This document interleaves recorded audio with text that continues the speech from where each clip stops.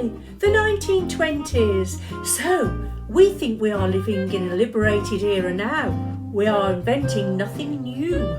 It all started with a few bored aristocratic young ladies, and they would organise treasure hunts across London on public transport. Soon, of course, the wealthy young men wanted to join in with all this, and they brought with them their fast cars and their fast style of life. But most of these privileged youngsters were students of Oxford and Cambridge, and money was tight because their aristocratic families had been hit hard by taxes after World War I. So did you know that these youngsters were the people that invented bring a bottle to a party? And all this evolved into country set parties for the connected, the socialites and the artists.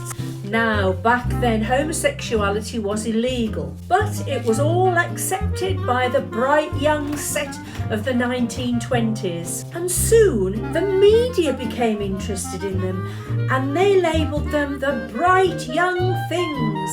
They were said to be the youth of the day that broke through the mould of the old Edwardian restrictions.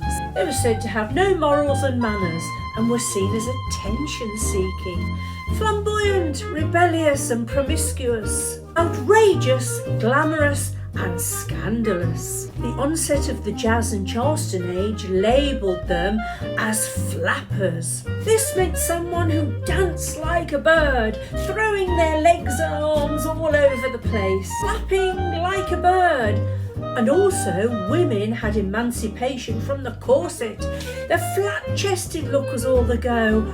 They were going to be equal to their menfolk. The 1920s was an era of change, growth, equality and exploration. Now all classes of people could enjoy being the new youth of the day and be its bright young things. But sadly, the 1930s brought about an economic slump with a depression, and of course later on there was a Second World War. The fashion became unsavoury and the media labelled it frivolous and distasteful. And so that was the end of the 1920s and the bright young things. The 20s had been a short era in between two world wars, but had been a fantastic time for growth, change and the new youth of the day. And well, for me, I just absolutely loved the fashion.